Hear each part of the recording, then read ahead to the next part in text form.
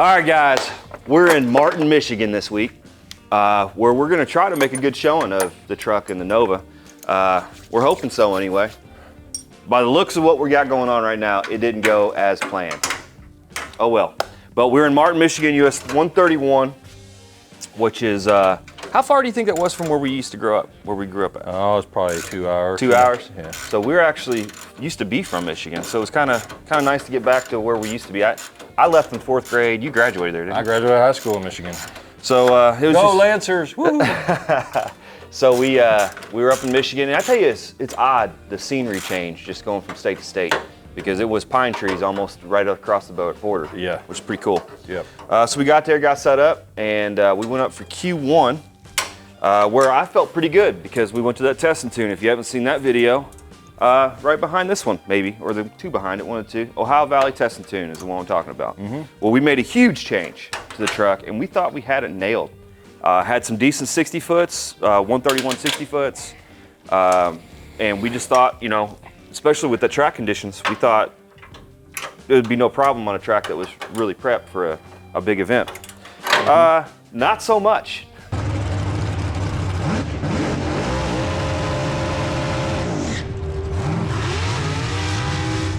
Bad truck right there. Blood Brothers Racing, Potties Fabrication, 900. Shane Gill on the right side of Oakdale, Illinois, and 900 as well.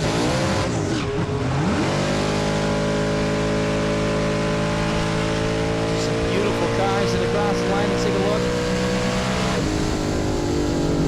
So 10-5 for Corey Potts. Shane Gill on the right side is close, but no cigar. 899 and a 3. They laughed. Yeah, it was good. It was good. All right. So Q1 did not go well for me. I was just about ready to pack it up and go home. I was tired of messing with it. I just didn't know why it wouldn't go down. Yeah. Although we had some indications, because I had the two-step set at 5,000 RPMs, which was what I had to used to have it at in order to have a good reaction.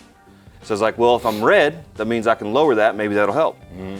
So that's what we did going into Q2. We lowered the launch RPM to, I believe it was 2,000 is what, no, 3,000, sorry. We lowered it down to 3,000, which is 2,000, which is a big jump to see if it would go down. And that's what we did. Let's go see how that run went. All right. I wouldn't recommend it. No, I wouldn't either. Corey Potts on the right-hand side. That's a Chevy 3100. I gotta ask how you like this car over here on the right-hand side. That's a truck. Whew. Looks like an old fire truck almost, doesn't it? Look at this shot. Look at this shot. Got a 53 Chevy pickup with that 55 Chevy. They were a lot smarter back then. I don't think they were quite as fast. No. Oh. That Bel Air turn to the left, but then he gets it right back into the middle. He's going down after that pickup. Piloted by Corey Potts, and Potts gets there first. 886.5, 152 mile per hour. A little too quick for Corey Potts on the right side. Thank you.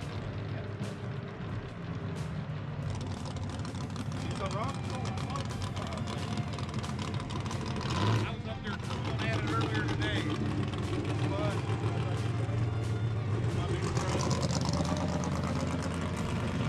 I've had to pull so much horsepower out of this right tire. Yeah. I either shake them real hard and I got to drive through it like that, or I just burn this little tire off. All right, thank God.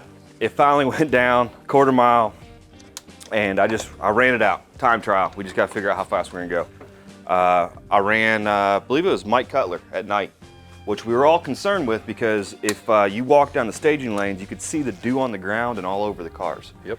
So we knew the track, whenever that dew gets in the track, it makes it, it almost makes it really slippery, because the glue kind of comes off the track.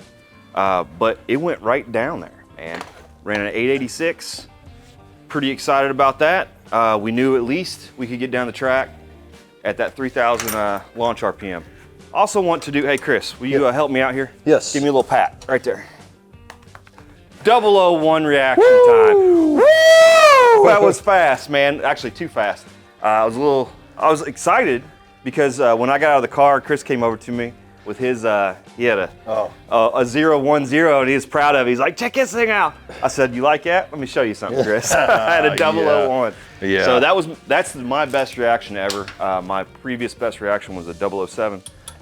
So I knew I was a little fast still on the tree, but I thought maybe I took too much bite out of the line.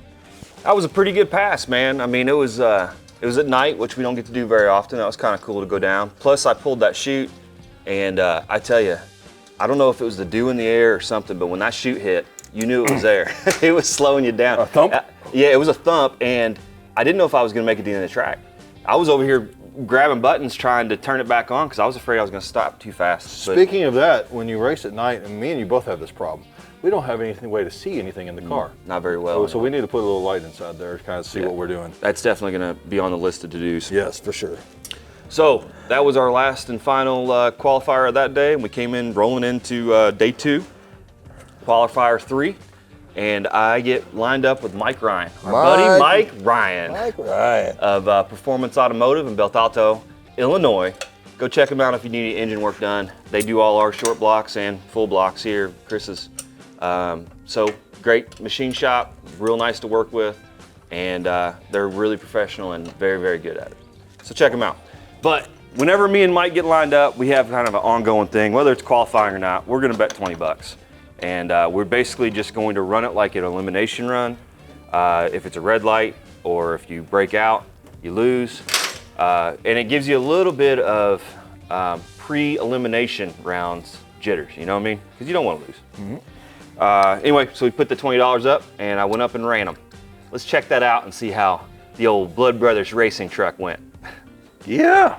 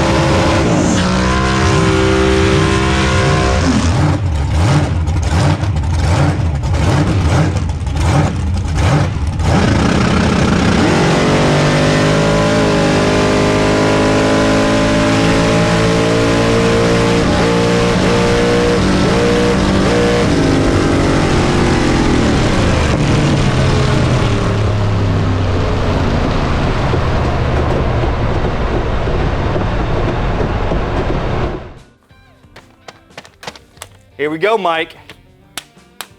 What It's was in your my time?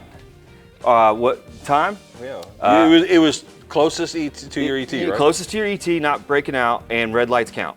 We both red lit. I red lit 0.001, and I believe Mike red lit 0.016, which means he would have lost from the start, but I went ahead and ran it out like we would normally do to try to get the ET.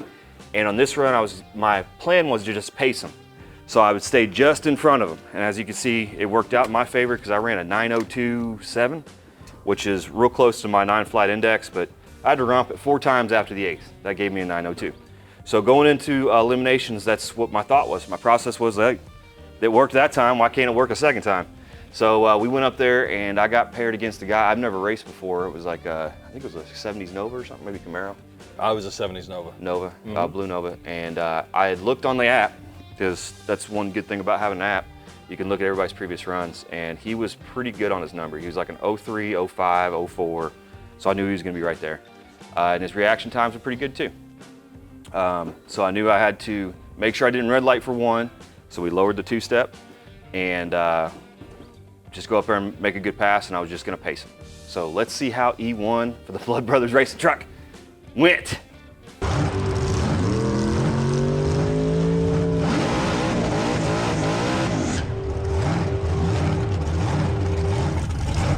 It is everybody's favorite truck, isn't it? Corey Potts on the right hand. Potties Fabrication, Blood Brothers Racing. I mean, that 53 Chevy is just a beautiful machine, isn't it, though? You're giving it the eyes. You're giving it the eyebrows. Bouncing up and down. Oh, yeah. At that truck. The truck's bouncing up and down a little bit, too. And even down to the 8th, currently out front. Gonna maintain that lead. No. Oh. And Carl Carter heads up. getting there first with a 9:05.7 on 147. Look at the 8th. Look at the 8th. Carl Carter closed over a 1/10 of a second gap at the 8th mile.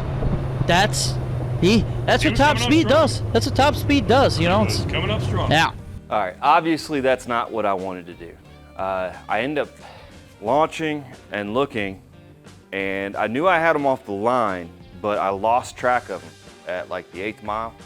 It was, if I had to like compare it to something, I assume it's like a MiG fighter when they're looking for their bogey. Holy shit, what the f was that? It's like that. I literally lost them, so I started doing my throttle wax before the 8th mile, and I still didn't see them. So I let out one bigger one, and all of a sudden he started coming by me, and I just got to see him take the wind light.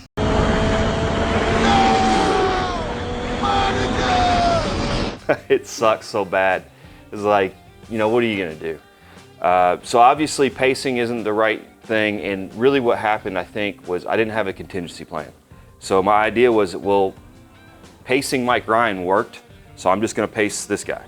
And because I lost him, and I had a 020 light to his 053, I think. I was pretty good amount in front of him already, and it was just hard to pace. And my contingency plan should have been, if I don't see him, I do the 4 womps after the 8th mile. I know that's gonna put me in the 9s, and then finish line drive him if I need to. That was my mistake. And you know, there's 1,000, a million ways to lose and only one way to win. And that's not one way to do it. All right, I wanted to take a quick second and do like a side-by-side so you can see what I'm seeing and the reason I lost this one. Obviously, there's some differences. Mike Ryan in Q3 was out my passenger side window, which gives me better visibility. And then my E1, he was out the driver's side window, which, you know, it's a smaller viewing port. Plus, I have the roll cage on the left side as well, so it's easier to lose him. But you can see we launched roughly the same time, you know, within margins here. And by the 8th mile, he's gone. And I got nervous or scared or didn't think about a contingency. And I was like, if I can't see him, I can't pace him. So I started womping right there, and that was the wrong move. If I couldn't see him, I should have done the normal womps after the 8th mile, and I knew I would have been somewhere in the 9s, and I would have had a better opportunity to win this. Not to say that I would have, but at least would have gave me a better opportunity to win. Hey, but you learned. I learned something. So, you know, now we'll go to the next track and yeah, so our next race is going to be Bowling Green, Kentucky. I believe it's October 14, 15, something like 13th, that. 14th, 15th. Somewhere around there that weekend. Yeah. We'll be down in Bowling Green. So come check us out if you're in the area. We'll be down there racing. The truck's going to probably stay in the trailer because there's not a whole lot of anything that I need to do to it other than maybe, since it's going to be so long, I may drain the fuel out of the lines so it doesn't corrode anything. But other than that, you know, what are you going to do? The loser brothers strike again. Hey, but we may be losing, but we're learning a lot, and that's the big key. So 2024, Hey, we're going to be come our out year. strong. It's going to be our year. That's right. All right, but first thing first, we got to worry about October, and we're really looking forward to it. We got a pretty good game plan going in. Plus, it's a fun race. There's a costume contest and some other stuff the NDRL does. There's a cookout at the end of the event, or the night, the first night end or whatever. Plus, there's a test and tune on Friday. Yeah. Which I'm probably going to pay my money and do that too. Yeah. So there'll be some good content coming for that. Also, congratulations, Bill, for winning Martin, Michigan. Yes, exactly. And man, you did it so smoothly and so calm and collectively. Proud of you, man. Proud of you. And congrats to Sam Patrick. He got into the semifinals and lost to Bill. So, you know, it kind of sucked. We would rather have seen those two in the finals, but that's just the way that the pairing had to work out. You know, and just how it is sometimes. Yeah. There can only be one winner. All right, well, until next time, make sure you've liked, subscribed. If you like the content, comment down below. Let us know your thoughts on this type of stuff. Finish line driving, you know, what we're doing wrong, everything. You know, we don't mind a little constructive criticism from time to time. All right, so we will see you on the next video where either one of the two of us, depending on how the videos come out, and then we've got a special one coming up, just for a special guy in a couple weeks. Special guy. So we're excited to show you that too. All right, make sure you subscribe. We'll see you later. Love you. Bye.